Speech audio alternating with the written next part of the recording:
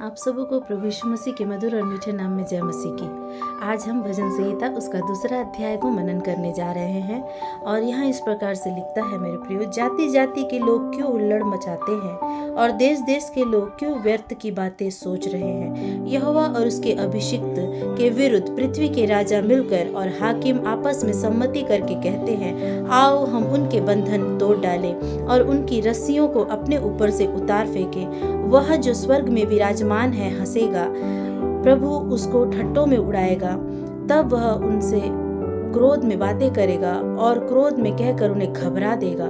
मैं तो अपने ठहराए हुए राजा को अपने पवित्र पर्वत सिय्योन की राजगद्दी पर बैठा चुका हूँ। मैं उस वचन का प्रचार करूंगा जो यहोवा ने मुझसे कहा, तू मेरा पुत्र है, आज तू मुझसे उत्पन्न हुआ।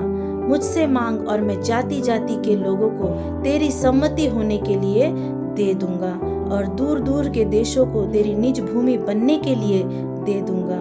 तू उन्हें लोहे के डंडे से टुकड़े टुकड़े करेगा, तू कुम्हार के बर्तन के समान उन्हें चकनाचूर कर डालेगा। इसीलिए अब हे यहोवा, हे राजाओं, हे बुद्धिमानों, हे पृथ्वी के न्यायियों, यह उपदेश ग्रहण करो। डरते हुए यहोवा की उपासना करो और कांपते हुए मगन हो। पुत्र को चूमो, ऐसा न हो कि वह क्रोध करे और तुम मार्ग ही में नष्ट हो जाओ, क्योंकि क्षण भर में उसका क्रोध भड़कने को है। धन्य है वे जो उस पर भरोसा रखते हैं।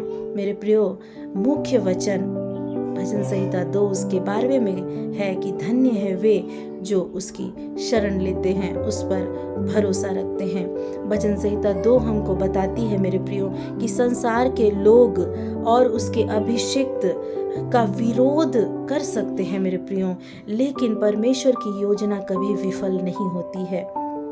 यीशु मसीह ही परमेश्वर का अभिषिक्त राजा है। जो लोग उनका विरोध करते हैं वे ठहर नहीं सकते। आमीन। जो लोग परमेश्वर का विरोध करते हैं वो कभी ठहर नहीं सकते, परंतु जो उनकी शरण लेते हैं वे आशीष और सुरक्षा पाते हैं। आमीन।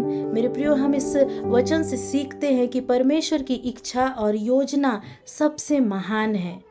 हालेलुया। हमारे जीवन में जो परमेश्वर हमारे लिए सोचते हैं वो सबसे महान और अच्छा है।